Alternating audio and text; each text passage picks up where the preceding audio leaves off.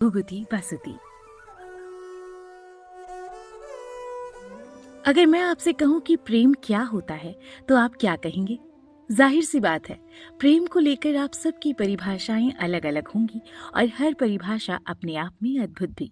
शायद इसलिए हमारे सामने राधा कृष्ण से लेकर हीर रांझा और सोनी महिवाल की लोकप्रिय प्रेम कहानियां हैं। ऐसी एक प्रेम कहानी हमारे उत्तराखंड से भी है, जिसकी कई सारे रूप यानी वर्जन सुनने को मिलते हैं। जी हाँ, ये प्रेम कहानी है राजुला और मालूशाही की, जिसका एक वर्जन आज घुघुती बासुती पर सिर्फ और सिर्फ आपके लिए। तो कहानी शुरू होती है कुमाऊं के बैराट यानी चौखुटिया से, जहां कत्यूर वंश के राजा दुलाशाही का राज था। राजा के पास सब कुछ था सिवाय एक संतान के, जिसकी वजह से वो और उनकी रानी धर्मा बहुत दुखी रहते थे। एक रात रानी के सपने में भगवान बागनाथ आते हैं, जो उनसे कहते हैं कि उनके भाग्य में संतान का सुख अवश्य है। सपने में भगवान के दर्शन पाकर रानी के मन में आस जगती है और वो भगवान बागनाथ जी के दर्शन के लिए राजा के साथ बागेश्वर निकल पड़ती हैं। वहां पहुंचकर उनकी मुलाकात एक और दंपति से होती है, जो राजा रानी की तरह ही संतान प्राप्ति की मन्नत लेकर वहां आए हुए थे। ये दंपति व्यापारी सुनपति शौका और उनकी पत्नी गांगुली थे। कहते हैं दुख एक ऐसी चीज है जो हमें ईश्वर और किसी अनजान इंसान दोनों के करीब ले आता है। यहाँ भी कुछ ऐसा ही हुआ। रानी और गांगुली का सूनापन उन दोनों को करीब ले आया और फिर उन्होंने एक दूसरे से वादा किया कि अगर उनके बेटे बेटी हुए तो वे उनकी शादी करा देंगे। इस तरह नियति ने इस प्रेम कहानी की सबसे पहली नींव रखी। समय बीता और भगवान बागनाथ के आशीर्वाद के बाद राजा दुलाशाही के घर राजकुमार मालूशाही और व्यापारी सुनपति के घर राजुला का जन्म होता है। लेकिन कुछ ही दिनों के बाद एक मुसीबत दस्तक दे जाती है। राजा दुलाशाही को ज्योतिषियों ने बताया कि हे राजा, तेरा पुत्र बहुत भाग्यवान है, लेकिन इसकी अल्प मृत्यु का योग है। अब इसे बचाना है तो जन्म के 5वें दिन इसका ब्याह करना होगा। राजा को अचानक सुनपति शौका और उनसे किया हुआ वादा याद आ जाता है। वो फौरन राजपुरोहित को सुनपति के देश रवाना कर देते हैं और आदेश देते हैं कि वो राजुला से ब्याह करने की बात तय कराएं। राजपुरोहित के प्रस्ताव से सुनपति सहमत भी हो जाते हैं और फौरन अपनी नवजात पुत्री राजुला का प्रतीकात्मक विवाह मालूशाही से कर देते हैं।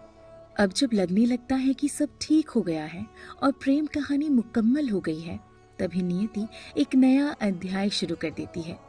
शादी के कुछ ही दिनों बाद राजा दुलाशाही की मृत्यु हो जाती है और इस मौके का फायदा उठाते हुए कुछ चालाक दरबारियों ने ये अफवाह फैलानी शुरू कर दी कि जो बच्ची शादी के बाद अपने ससुर को खा गई, उसके बैराट में पांव रखते ही अनर्थ हो जाएगा।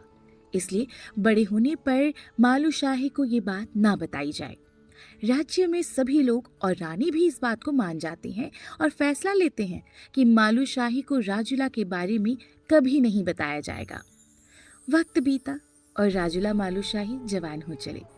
दूसरी तरफ सुनपति शौका ये सोचकर परेशान होने लगी कि राजा दुलाशाही की ओर से कोई खोज खबर क्यों नहीं आ रही है। लेकिन क्या करें, समय था जो चलता गया और जवाब था जो कभी नहीं मिला। ऐसे ही एक दिन राजुला ने अपनी माँ से सवाल किया, माँ, दिशाओं में कौन दिशा सबसे प्यारी? पेड़ों में कौन पेड़ बड़ा? गंगाओं में कौन गंगा? देवों में कौन देव? राजाओं का कौन राजा और देशों में कौन देश? राजुला का सवाल सुनकर माँ ने जवाब दिया, दिशाओं में प्यारी पूर्व दिशा, जो पृथ्वी को प्रकाशित करती है। पेड़ों में पीपल सबसे बड़ा, उसमें देवता रहते हैं। गंगाओं में सबसे बड़ी भागीरथी है, जो सबके पाप धोती है। देवताओं में सबसे बड़े देव महादेव, और राजाओं में राजा है राजा रंगीला मालूशाही, और देशों में देश है रंगीला बैराट। मालूशाही और बैराट का नाम सुनकर राजुला के मन में मानो बिजली सी कौंध गई। उसे एहसास हुआ मानो बैराट और मालूशाही से उसका कोई जन्मों का रिश्ता है। उसने तुरंत अपनी माँ से कहा, माँ, मेरा ब्याह रंगीले बैराट में ही करना।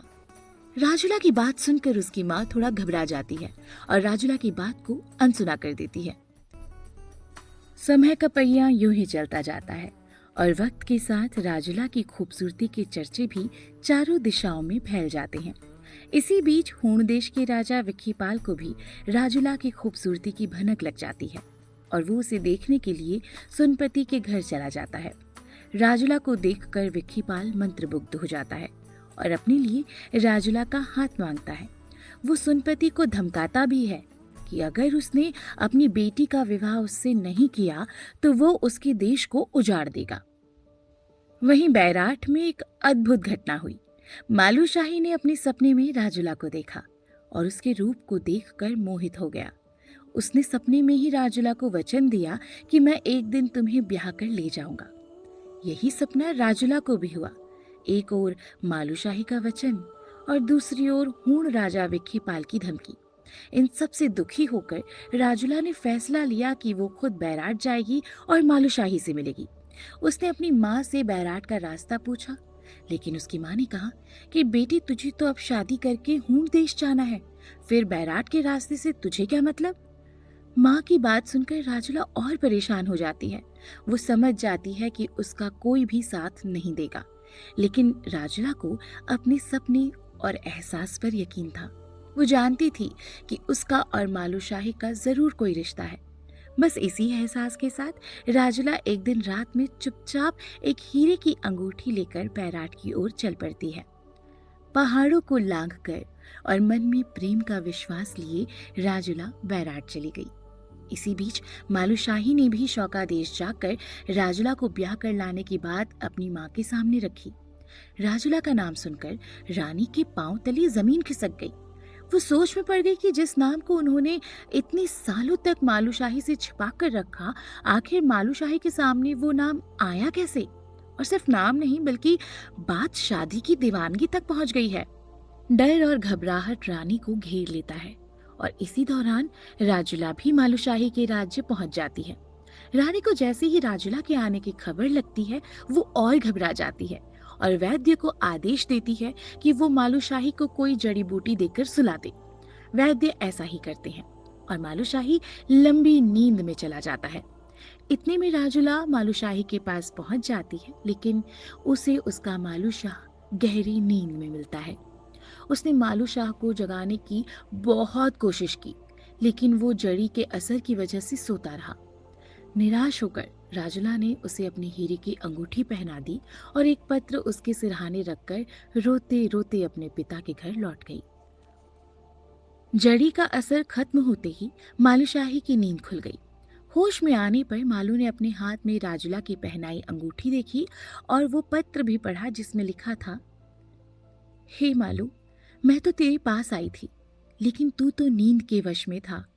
अगर तूने अपनी माँ का दूध पिया है तो मुझे लेने हूण देश आना, क्योंकि मेरे पिता अब मुझे किसी और के संग ब्याह रहे हैं। ये पढ़कर राजा मालूशाही टूट जाता है। राजुला के विवाह की खबर ने मानो उसे जीते जी मार दिया हो। उसे विश्वास नहीं होता कि उसकी अपनी माँ ने उसके साथ ऐसा किया।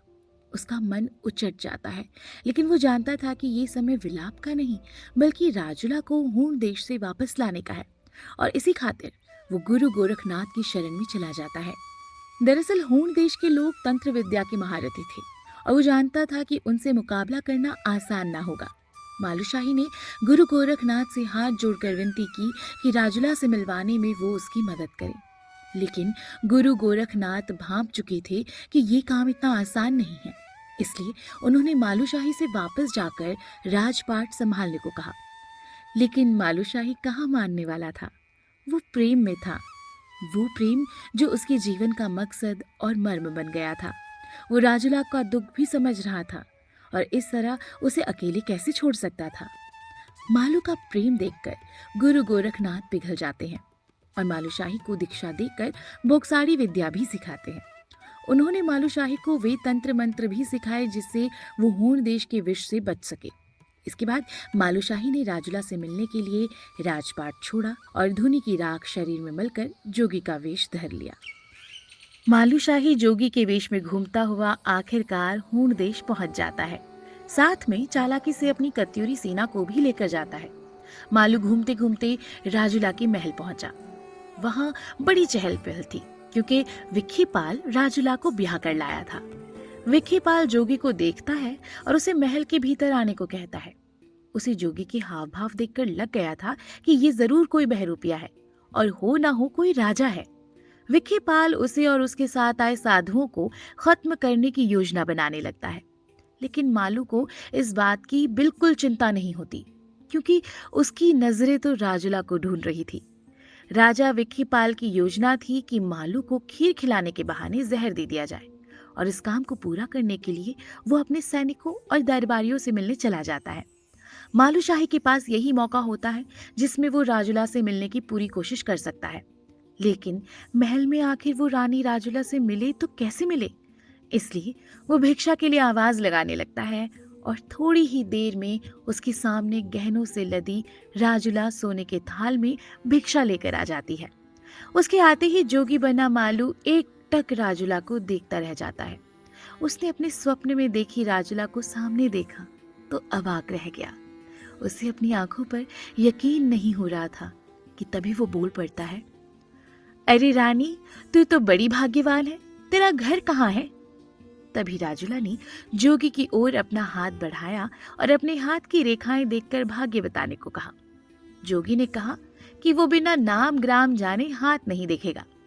राजूला ने उसे बताया, मैं सुनपति शौका की लड़की राजूला हूं। अब बता जोगी, मेरा भाग्य क्या है? जोगी बने मालूशाही ने प्यार से राजूला का हाथ अपने हाथ में लिया और कहा, तेरे भाग्य में तो रंगीलो बैराट का मालूशाही था, तू यहाँ कैसे आ गई? तो इस बात पर राजूला ने रोते हुए कहा, हे जोगी, अगर मेरे भाग्य में बैराट था तो मुझे यहाँ क्यों आना पड़ा? इसके बाद मालूशाही अपना जोगी वेश उतार कर कहता है, मैंने तेरे लिए ही जोगी वेश लिया है राजूला, मैं तुझे यहाँ से ले जाने आया हूँ। मालूशाही को देखकर राजूला का चेहरा चमक जाता है। उनके लिए वो पल मानो रुक सा गया था। राजूला को यकीन नहीं हो रहा था कि उसके सामने उसका मालूशाही खड़ा है। दरअसल राजूला का विश्वास कहीं ना कहीं डगमगा गया था। उसे लगने लगा था कि उसका प्यार छलावा था, लेकिन मालूशाही को ऐसे सामने देखकर उसका मन दृढ़ हो गया। वो समझ गई कि उसका प्यार सच्चा है और अब उन्हें साथ होने से कोई नहीं रोक सकता। लेकिन ये इतना आसान थोड़े ही था। अचानक राजा के सैनिक आने लगते हैं और मालूशाही जल्दी से फिर से अपना जोगी रूप धर लेता है। सैनिक मालूशाही को कहते हैं कि राजा विक्कीपाल ने उनके लिए खाने की व्यवस्था की है। जोगी मालूशाही उनकी बात मान लेता है और अपने साधुओं के साथ भोज के लिए चला जाता है। लेकिन उसे क्या पता था कि ये भोज विक्कीपाल की चाल थी। वो जैसे ही खीर खाता है उसकी सांसें उखड़ने लगती हैं और राजूला का मालूशाही वहीं अपना दम तोड़ देता है। मालूशाही की मृत्यु की खबर सुनकर राजूला पत्थर हो जाती है। उसके सीने में मानो हर सांस टूटने लगती है। राजूला को यकीन नहीं होता कि जिस मालूशाही के साथ रहने का सपना उसने थोड़ी देर पहले जिया, वो हमेशा हमेशा के लिए खत्म हो गया है। प्रेम में एक अजीब बात होती है। प्रेम हमें जितना मजबूत बनाता है उतना ही कमजोर भी। इस वक्त राजूला हर तरह से कमजोर हो चुकी थी। लेकिन ये प्रेम कहानी का अंत नहीं था। शायद नियति को राजूला पर तरस आया होगा, इसलिए इस हादसे की खबर गुरु गोरखनाथ को लग जाती है। गुरु गोरखनाथ बिना वक्त गंवाए एक सेना के साथ हूण देश आ जाते हैं और वहां जाकर अपनी बुकसारी विद्या का प्रयोग करके मालू को जिंदा कर देते हैं। पता नहीं ये गुरु गोरखनाथ की विद्या थी या राजूला का प्यार, जिसे देखकर यमराज भी मालू के प्राण उसे वापस कर देते हैं। फिर क्या था? मालूशाही अपने प्यार के लिए हूण के राजा विक्कीपाल से युद्ध करता है और उसे मार गिराता है। इसके बाद मालू ने अपनी जीत का संदेश अपनी माँ को बैराट भिजवाया, जिसके बाद माँ ने रानी राजूला का स्वागत करने के लिए पूरे राज्य को सजाया। मालूशाही बैराट पहुंचा, जहां पर उसने धूमधाम से राजूला से शादी रचाई और दोनों हंसी खुशी साथ रहकर प्रजा की सेवा करने लगे। सच ही कहा गया है, ये इश्क नहीं आसान, इतना समझ लीजिए, एक आग का दरिया है और डूब के जाना है। तो ये थी हमारे उत्तराखंड की प्रेम कहानी, जिसमें त्याग, बलिदान और कुछ कर गुजरने की हिम्मत दिखती है। उम्मीद है आपको ये कहानी पसंद आई होगी। तो चलिए